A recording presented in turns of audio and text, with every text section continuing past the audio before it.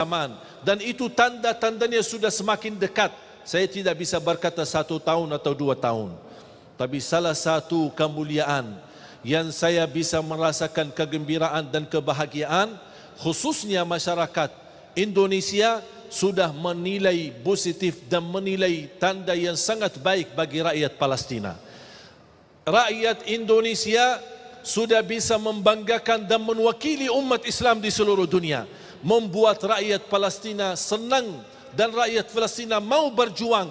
Selama ini batah semangat karena tetangga lingkungan mereka, negeri Arab, tidak memberikan dukungan, apalagi pemerintah mereka.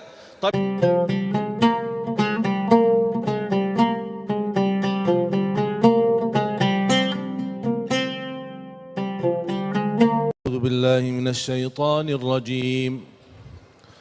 وقلنا من بعده لبني إسرائيل اسكنوا الأرض فإذا جاء وعد الآخرة جئنا بكم لفيفا. صدق الله العظيم. Bapak Ibu jamaah sekalian dimuliakan Allah Subhanahu wa taala. Sebenarnya salah satu yang membuat saya bergembira Suratul Isra. Suratul Isra mulai dari ayat 1 sampai ayat 7, 8, dan juga di ujung Suratul Isra mulai dari ayat 100, 101, 102 sampai terakhir 111. Saya mohon jamaah sekalian mempelajari, mendalami 2 surah yang tertanam di dalamnya banyak berita gembira. Pertama Suratul Isra, yang kedua Suratul Saf. Suratul Saf, karena juga di Suratul Saf Allah menceritakan, A'udzu billahi minasy syaithanir rajim. يريدون ليطفئوا نور الله بأفواههم والله متم نوره ولو كره الكافرون هو الذي أرسل رسوله بالهدى ودين الحق ليظهره على الدين كله ولو كره المشركون. Allah Subhanahu wa taala memberikan jaminan seberapapun upaya mulut mereka, perjuangan mereka, kekuatan mereka untuk memadamkan cahaya Islam pasti akan gagal,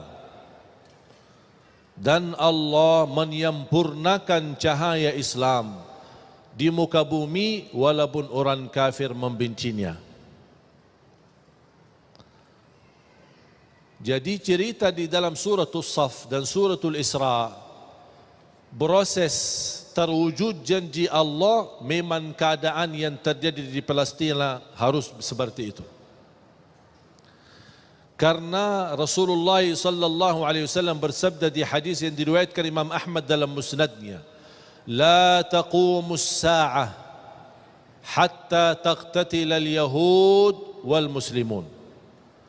Tidak akan terjadi hari kiamat sampai terjadi perang besar antara umat Islam dan Yahudi. Di mana tempat perang? Di situ, di Palestina. Bahkan sebagian ulama berkata Ardul Mahsyar Palestina, tempat nanti dibangkit oleh Allah seluruh manusia, berkumpul di satu tempat untuk dihisab hari kiamat. Itulah tanah suci Palestina, disebut Ardul Mahsyar. Makanya Palestina memiliki keistimewaan yang sangat besar. Nabi Isa alaihi salam akan turun ketika juga datang Al-Imamul Mahdi bersama Nabi Isa ke Palestina, dan Nabi Isa justru mendorong Imam Mahdi untuk menimami umat Islam di saat itu. Karena Al-Imamul Mahdi adalah keturunan Nabi Muhammad SAW, bernama Muhammad ibnu Abdillah, sama dengan nama Nabi kita Nabi Muhammad ibnu Abdillah sallallahu alaihi wasallam. Berarti kalau akan terjadi perang besar, sampai kata Rasulullah SAW, hatta yakhtabi al-Yahudi, sampai orang Yahudi menyembunyikan dirinya, lari dari lapangan tamburan, takut menghadapi umat Islam, takut. Dia sembunyi di belakang pohon-pohon dan batu. Allah perintahkan pohon dan batu untuk berbicara. Pohon dan batu nanti di negeri Palestina akan berkata, hei orang Islam, hei orang Muslim, ke sini, kemari, ada di belakangku orang Yahudi lagi sembunyi. Kata Rasulullah SAW, kecuali satu pohon bernama Al-Gharqad. Mengapa tidak bisa bicara pohon itu? Kata Rasulullah SAW, فَإِنَّهُ مِنْ شَجَرِ يَهُودِ, karena pohon itu adalah dari Yahud, yang ditanam oleh Yahudi.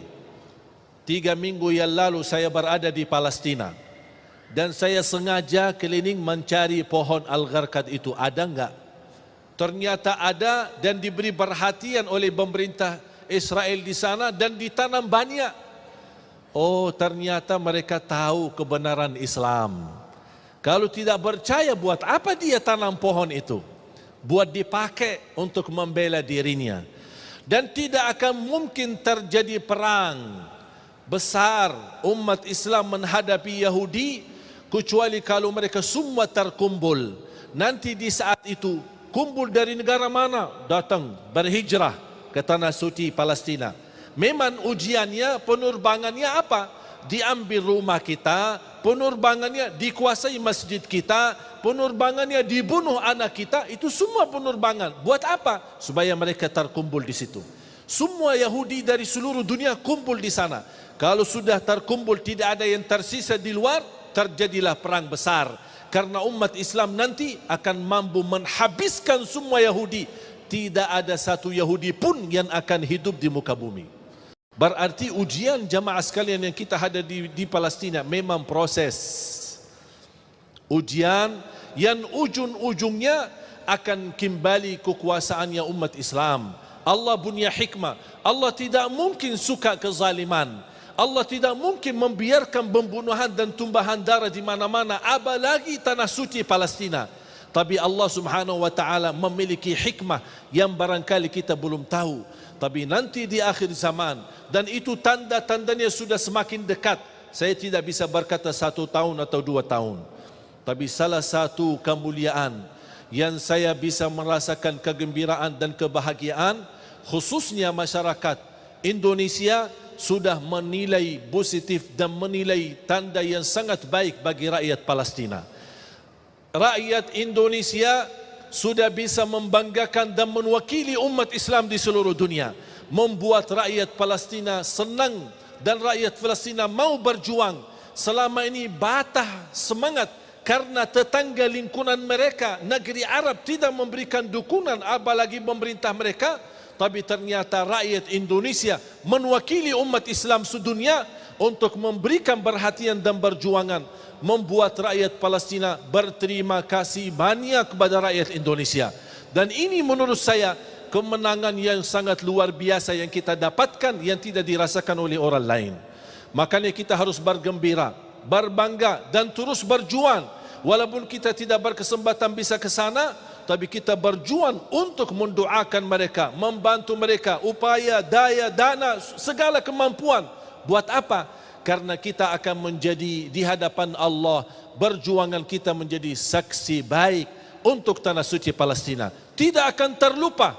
Ketika saya ke sana, saya menyebutkan diri saya bukan dari Madinah, tapi saya sebut diri saya dari Indonesia. Langsung oleh orang masyarakat Palestina dan di Masjidil Aqsa, Masya Allah Indonesia, I like Indonesia, saya suka Indonesia. Kapan saya bisa ke Indonesia? Bahkan saya menemukan banyak anak-anak dan anak-anak yatim malah bisa berbahasa Indonesia. Saya tanya dari mana? Ini banyak orang Indonesia suka kemari. Saya bertanya sama Dubes Indonesia yang berada di Jordan, Amman. Beliau berkata setiap tahun berkunjungan dari Indonesia ke Palestina 70.000. Saya bilang insya Allah ke depan jangankan 70.000, insya Allah 7 juta dari Indonesia akan berkunjung ke sana. Semakin kita sering ke sana ke Tanah Suci, itu yang akan membuat hati mereka bergetar dan ketakutan. Kita hanya bisa membela dan membantu mereka dengan kita silaturahim, kita doakan dan kita membantu. Semoga insyaAllah ini amalan kita semua menjadi saksi baik di hadapan Allah Subhanahu wa ta'ala. Pertanyaan untuk Syekh Ali, apa yang membuat Israel ingin sekali menguasai Palestina? Sebenarnya mereka memiliki, menurut saya, harapan yang palsu. Tapi itulah kepercayaan mereka. Mereka meyakini ada sebuah haikal di dalam atau di bawah kalangan Masjidul Aqsa. Dan mereka ingin menguasai dan membongkarkan supaya bisa terangkat. Dari situlah mereka memiliki kepercayaan. Padahal di dalam sejarah kenyataannya tidak ada sebenarnya. Cuman mereka hanya meyakinkan seperti ini, bahkan meyakinkan mereka adalah pemilik asli tanah suci Palestina. Itu yang alasannya disebut dalam At-Taurah. Padahal sebenarnya kalau kita kembali kepada asli At-Taurah, bahkan Al-Injil dan Al-Quran, tidak ada satu pun bukti mereka memiliki tanah suci Palestina. Baik, Syekh Ali, bisa dijelaskan nasab daripada Imam Mahdi? Yang sudah diceritakan oleh Rasulullah SAW. Ismuhu ka ismi wa ismu abihi ka ismu abi. Muhammad ibnu Abdullah. Berarti wahuwa min ahli baiti. Kata Rasulullah SAW, dia termasuk dari kalangan keluargaku, keturunanku. Bahkan Rasulullah SAW menyebutkan namanya sama dengan namaku Muhammad. Dan nama bapaknya sama dengan nama ayahku Abdullah. Berarti namanya Muhammad ibnu Abdullah dan keturunannya kembali kepada turunan keluarga Nabi Muhammad sallallahu alaihi wasallam. Itulah nasabnya yang sebagaimana dijelaskan. Untuk sedikit saya tambahkan masalah syahid yang disampaikan oleh Ustaz Abi Amir. Kita tidak bisa berkata si fulan tunjukkan dia syahid. Nah, Ustaz Agung syahid. Nah, itu tidak bisa kita mengambil keputusan menunjukkan satu orang secara khusus dia sebagai syahid. Tapi yang mati di jalan Allah, yang membela agama, bahkan yang membela rumahnya, membela hartanya, membela keluarganya, kemudian dibunuh, dihukum Islam, hukumnya mati syahid dan akan mendapatkan nilai sebagaimana nilai orang syahid. Sebagaimana kata Abi Amir, walaupun dia tidur di atas kasurnya, makanya man lam yuhaddits nafsahu bil jihad mata mitatan jahiliyah. Barang siapa yang tidak berbicara diri ada keinginan untuk berjihad fi sabilillah, dia akan mati dalam keadaan jahiliyah. Makanya walaupun kita tidak punya kemampuan untuk berjihad, membela dan membantu mereka di sana, tapi di dalam jiwa dan hati kita ada keinginan. Kalau ada kesempatan saya mau. Saya jujur saja pas saya pulang ke Indonesia habis dari Palestina, baru keluar pengumuman ini. Saya jujur menyesal. Ya Allah, kalau jubah saya masih ada di sana, bisa mati syahid ini. Masya Allah. Ya, kayaknya cuma Allah memilih saya masih ada terus dakwah dulu, nanti Iya, syahidnya belakangan. Jangan dulu ini. saya bagi-bagi ilmu kepada kita saya.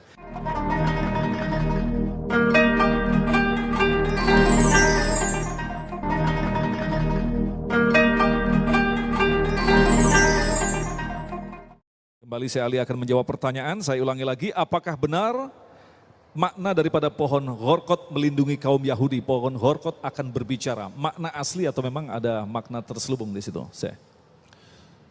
Ini kalau hadis-hadis yang menceritakan dan gaib, yang peristiwa yang akan terjadi, kita tidak akan bisa melebihi dari apa yang disampaikan oleh Rasulullah SAW. Akan berbicara, berarti akan berbicara.